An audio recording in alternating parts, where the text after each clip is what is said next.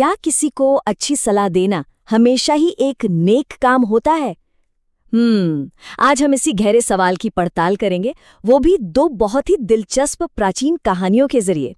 ये कहानियां ना हमारी इस आम धारणा को चुनौती देती हैं। तो आइए देखते हैं कि इन कहानियों में आखिर छिपा क्या है। तो सवाल ये उठता है कि क्या अच्छी नीयत से दी गई सलाह का नतीजा हमेशा अच्छा ही निकलता है, या फिर कभी-कभी चुप रह जाना ही सबसे बड़ी समझदारी है। बस यही वो सवाल है जो हमारी आज की इन कहानियों के बिल्कुल केंद्र में है। तो चलिए शुरू करते हैं हमारी पहली कहानी से। ये कहानी हमें एक बर्फीले पहाड़ पर ले चलती है, जहां बंदरों का एक झुंड ठंड से बचने की फिराक में एक बहुत बड़ी भूल करने वाला था। जरा सोचिए, एक पहाड़ पर कड़ाके की ठंड पड़ रही है, भारी बारिश और बर्फबारी हो रही है, और बंदरों का एक झुंड ना बुरी तरह से कांप रहा है। वो ठंड से बचने के लिए इतने बेताब हैं कि यही बेताबी उन्हें एक बहुत ही मूर्खतापूर्ण काम करने पर मजबूर कर देती है। अब देखिए, ठंड से बचने के लिए उन्होंने क्या तरकीब निकाली। उन्होंने आग की तरह दिखने वाले कुछ चमकीले फल इकट्ठा करने शुरू कर दिए। उन्हें सच में लगा कि वो इन फलों में फूंक मारकर आग जला सकते हैं। ये उनकी नासमझी और हताशा दोनों को साफ साफ दिखाता है। अब ये सब होते हुए पेड़ पर बैठा एक पक्षी देख रहा था।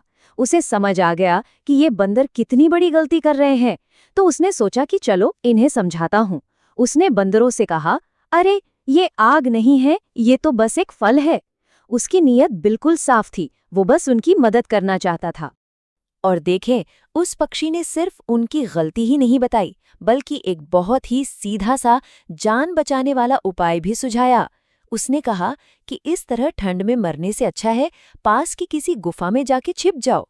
उसकी सलाह में तर्क भी था और हमदर्दी भी। लेकिन उस नेक सलाह का नतीजा क्या हुआ? बंदरों ने इसे अपनी बेइज्जती समझ लिया। उन्हें गुस्सा आ गया और उनमें से एक बंदर ने उस बेचारे पक्षी पर हमला करके उसे मार डाला। मतलब भलाई का ऐसा दुखद अंत हुआ। अब शायद किसी को लगे कि ये तो बस एक कहानी है, एक अकेली घटना, पर ऐसा नहीं है।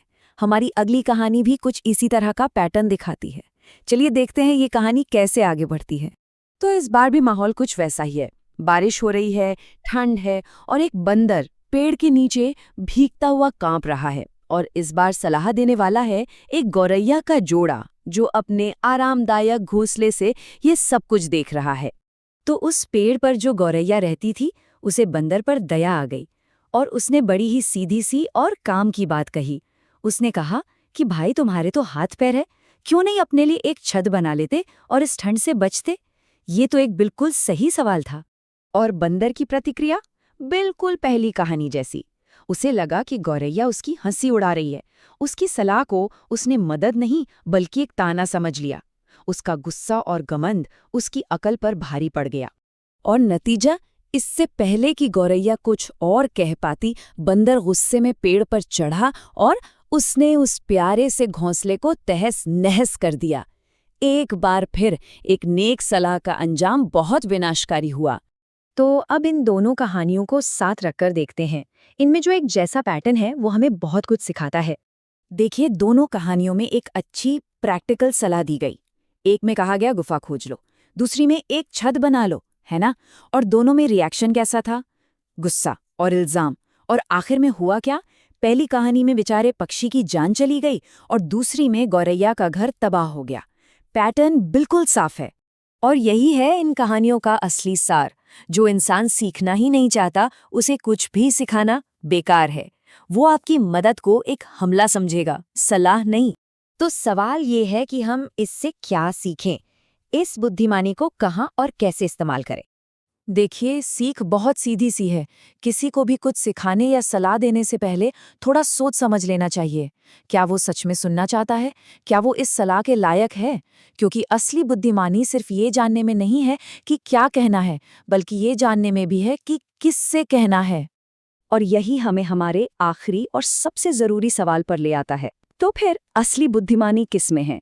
चुप रहने में, या फिर सही इंसान को ढूंढकर उसे सलाह देने में? शायद असली चुनौती ये नहीं है कि सलाह क्या दी जाए, बल्कि ये पहचानना है कि सलाह का असली हकदार कौन है। इस पर जरा सोचिएगा।